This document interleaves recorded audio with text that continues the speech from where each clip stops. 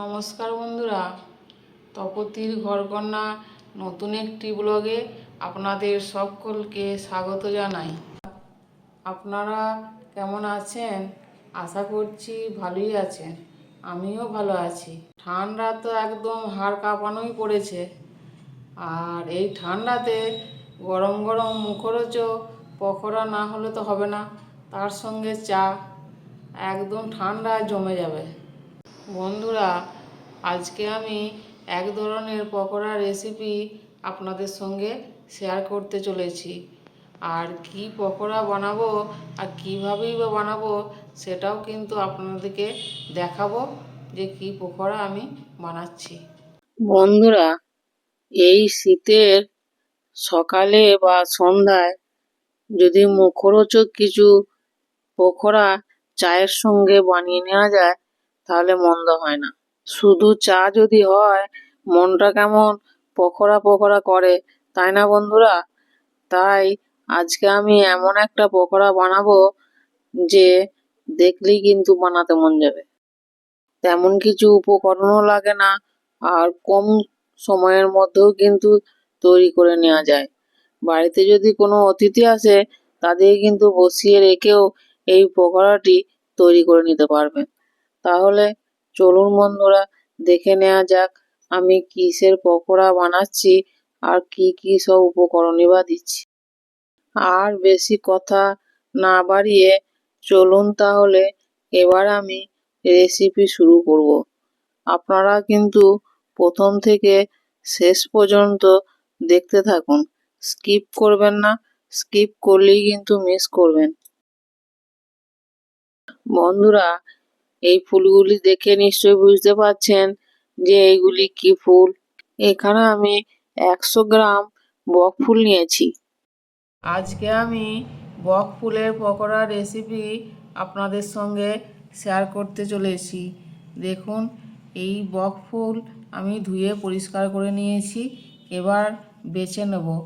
দেখুন, দেখাচ্ছি আপনাদেরকে। এই রকম একটা মোটা ডাঁটি আছে, সেটা কিন্তু ভেঙে ফেলে দিতে হবে। আর এই যে ডাঁটিটা আছে আপনারা রাখতেও পারেন, আবার ফেলে দিতে পারেন। আমি কিন্তু রেখে দিচ্ছি। দেখুন, আপনাদের দেখাচ্ছি। সব বক ফুলের ডাঁটিগুলি, এই মোটা মোটা ডাঁটিগুলি সব ফেলে দিচ্ছি। দেখুন, সব বক ফুল কিন্তু আমার বাছা হয়ে গেছে একদম। এবার হাফ চামচের মতো গোটা জিরে নিয়েছি, আর হাফ চামচের মতো গুড় নিয়েছি বেসনে দেওয়ার জন্য, আর ভাজা মশলা নিয়েছি। এটা কিন্তু ঘরে বানানো, 1 চামচ দিয়েছি। আর আমি এখানে বিট লবণ দিচ্ছি। আপনারা কিন্তু এমনি সাদা লবণও দিতে পারেন। বিট লবণ দিলে পকোড়ার টেস্টটা খুব ভালো হয়। আর এখানে 100 থেকে 150 গ্রামের মতো বেসন নিয়েছি আমি। এবার পকোড়া ভাজার জন্য বেসনের ব্যাটারটা আমি তৈরি করে নেব। তার জন্য একটা বড় বাটিতে আমি বেসনটা ঢেলে দিচ্ছি। তাতে গোটা জিরে হাফ চামচ দিয়ে দিচ্ছি, আর ভাজা মশলা যে নিয়েছিল 1 চামচের মতো সেটাও দিয়ে দিচ্ছি। দিয়ে এই শুকনো উপকরণগুলি হাত দিয়ে আমি ভালো করে মাখিয়ে নিচ্ছি। দেখুন, শুকনো উপকরণগুলি আমি হাত দিয়ে ভালো করে মিশিয়ে নিয়েছি। এবার অল্প অল্প জল দিয়ে বেসনের ব্যাটারটি তৈরি করে নেব। দেখুন, আপনাদের দেখাচ্ছি। প্রথমেই আমি অল্প জল দিয়েছি, দিয়ে বেসনটা মেখে নিচ্ছি। একবারে বেশি জল দেওয়া চলবে না, কারণ ব্যাটারটি পাতলা হয়ে যাবে। তাই আমি অল্প অল্প করে জল দিচ্ছি আর বেসনটাকে মাখিয়ে নিচ্ছি। দেখুন, আপনাদের দেখাচ্ছি। আমি কিন্তু হাত দিয়েই মাখাচ্ছি।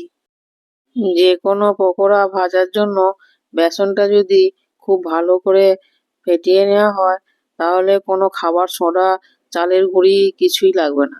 দেখুন, বেসনটা ফেটানো হয়ে গেছে। এবার হাফ চামচের মতো গুড় দিয়ে দিচ্ছি, আর 1 চামচের মতো বিট লবণ দিয়ে দিচ্ছি। দিয়ে এই উপকরণগুলি আবার আমি হাত দিয়ে ভালো করে মিশিয়ে নিচ্ছি। যত এইভাবে বেসন ফেটানো হবে তত কিন্তু পকোড়া মুচমুচে হবে, খাস্তাও হবে, আর ফুলবেও ভালো। দেখুন বেসনের ব্যাটারটা তৈরি হয়ে গেছে। খুব পাতলাও নয় আর খুব মোটাও নয়, এরকম ঘনত্বের করতে হবে। এবার পকোড়া ভাজার জন্য আমি গ্যাসে একটা কড়াই বসিয়েছি, দিয়ে পরিমাণ মতো সাদা তেল দিয়ে দিচ্ছি। এখানে আপনারা সর্ষের তেলেও ভাজতে পারেন।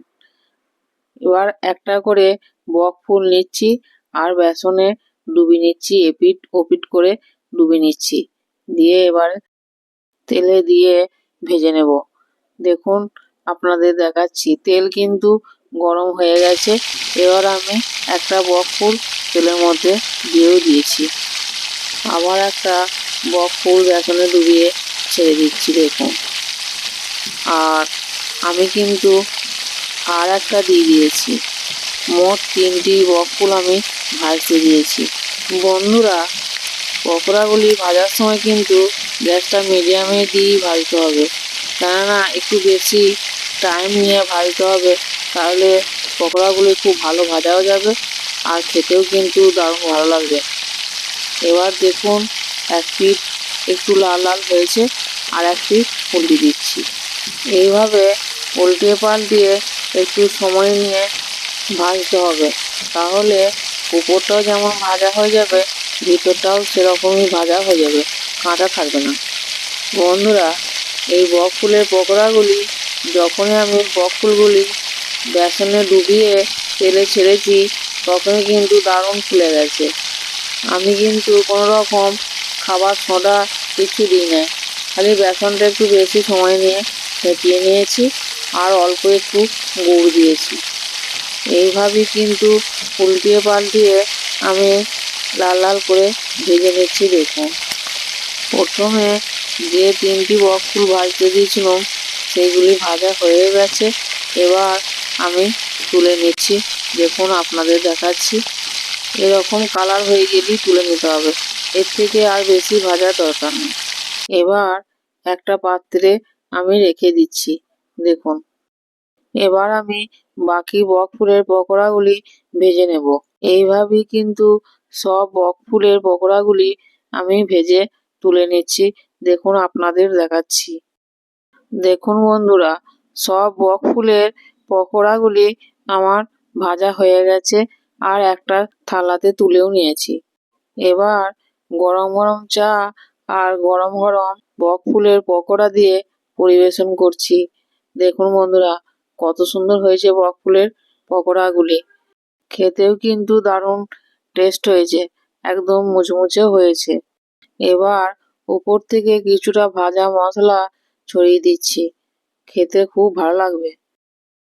বন্ধুরা, তাহলে আপনারা কিন্তু রেসিপিটা প্রথম থেকে শেষ পর্যন্ত দেখবেন, দেখে কিন্তু বাড়িতে অবশ্যই বানিয়ে খাবেন, আর খেয়ে কেমন লাগলো আমাকে কমেন্টে জানাতে ভুলবেন না। আমি তো খেয়েছি, দারুণ লেগেছে। আপনারাও খান, খেয়ে বলবেন কেমন লাগলো। পকোড়া তো অনেকে অনেক রকম করে বানিয়ে খেয়েছেন, একবার না হয় এই বক ফুলের পকোড়া বাড়িতে বানিয়ে খান, দেখবেন ভালো লাগবে, আপনারও ভালো লাগবে, আর যার দিকে বানিয়ে খাওয়াবেন তাদেরও ভালো লাগবে। এই ঠান্ডায় সকালে বা সন্ধ্যায় চায়ের সঙ্গে যদি এরকম গরম গরম পকোড়া হয়, তাহলে একদম জমে যাবে। নিজের হাতে আবার বাড়িতে বানানো পকোড়া তো সেরকমই স্বাদ হবে বন্ধুরা। এখন তো এই বক ফুল একদমই দেখাই যায় না, খুব কম। আমাদের এই গ্রাম বাংলায় বক ফুল গাছ একদমই চোখে দেখা যায় না। এখন তো বক ফুল বাজারে খুব কমই থাকে, একদমই অমিল হয়ে গেছে। বক ফুলের অনেক উপকারিতাও আছে, সে বলে শেষ করা যাবে না। আমার এই রেসিপিটা যদি ভালো লাগে, তাহলে তো অবশ্যই লাইক, কমেন্ট, শেয়ার, সাবস্ক্রাইব করবেন। পাশে থাকা বেল বাটনটি প্রেস করতে ভুলবেন না, যাতে আমি নিত্য নতুন ভিডিও দিলে সবার আগে আপনাদের কাছে পৌঁছে যায়। ফেসবুক থেকে দেখলে ফেসবুক পেজটি ফলো করবেন। আজ এই পর্যন্তই, আবার দেখা হবে অন্য কোনো ব্লগে, অন্য কোনো রেসিপি নিয়ে। ততক্ষণ সকলেই ভালো থাকবেন, সুস্থ থাকবেন, সাবধানে থাকবেন। ধন্যবাদ সকলকে ভিডিওটি প্রথম থেকে শেষ পর্যন্ত দেখার জন্য।